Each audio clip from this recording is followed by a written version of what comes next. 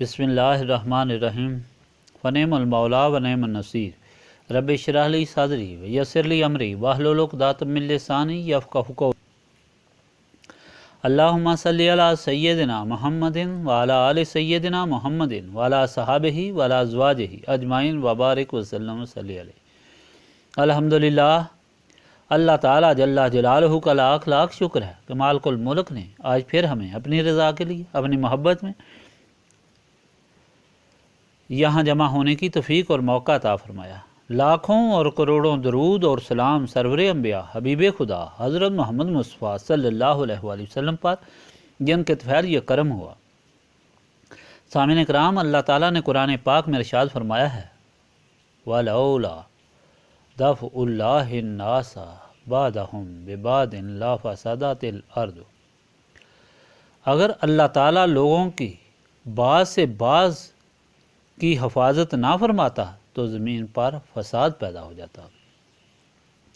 حضرت عبداللہ بن عمر رضی اللہ تعالیٰ عنہ سے روایت ہے کہ نبی پاک صلی اللہ علیہ وآلہ وسلم نے فرمایا ہے کہ اللہ تعالیٰ ایک مرد صالح کی برکت سے اس کے پڑوس میں 100 گھرانوں سے بلاؤ عذاب کو دفع فرماتا ہے۔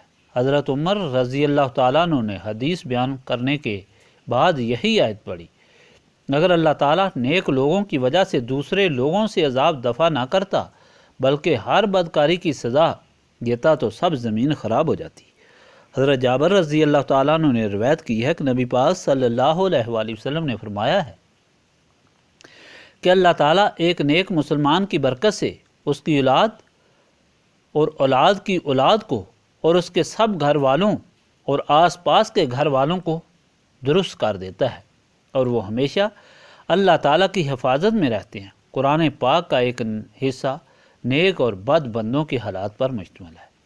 اللہ تعالیٰ ساری مخلوق کی ہدایت کے لیے گزشتہ تاریخ بیان فرماتا ہے، جس پر ایمان رکھنا ہر مسلمان کا فرض عین ہے۔ اللہ تعالیٰ اپنی مہربانیوں کا ذکر بار بار فرماتا ہے اور بندوں کو ہدایت کرتا ہے کہ مالک الملک کی مہربانیوں کو پہچانو، اس کے احسانوں کو پہچانو اور زندگی اس کے حکم کے مطابق گزارو۔ اس کے احکام تمہاری دنیاوی بہتری کے لیے ہیں۔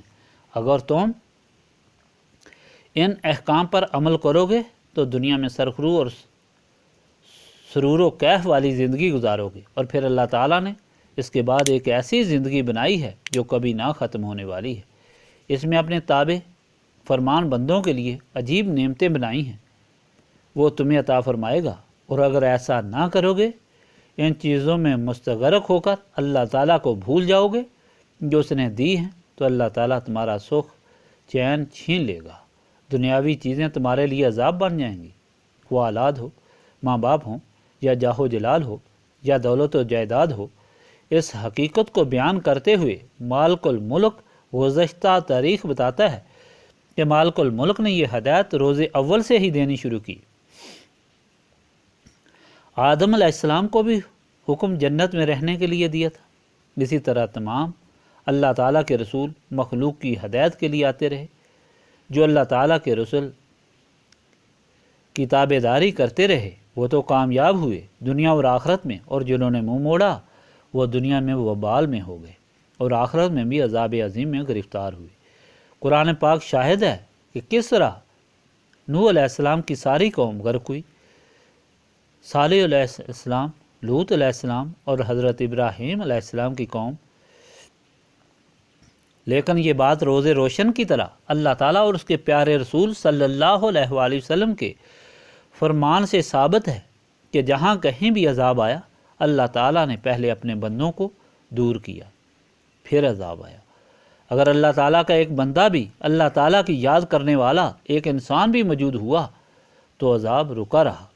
جب لوط علیہ السلام کی قوم پر عذاب آیا تو حضرت ابراہیم علیہ السلام نے فرشتوں سے پوچھا کہ تم کس طرح عذاب میں اس بستی والوں کو گرفتار کرو گے، جبکہ اس بستی میں تو لوط علیہ السلام بھی ہیں اور ان کے تابع دار بھی۔ انہوں نے کہا کہ ہم پہلے ان کو نکالیں گے، چانچہ انہوں نے حضرت لوط علیہ السلام کو اٹھایا کہ آپ فوراً چلے جائیں، اور کہا پیچھے مڑ کر بھی نہ دیکھیں۔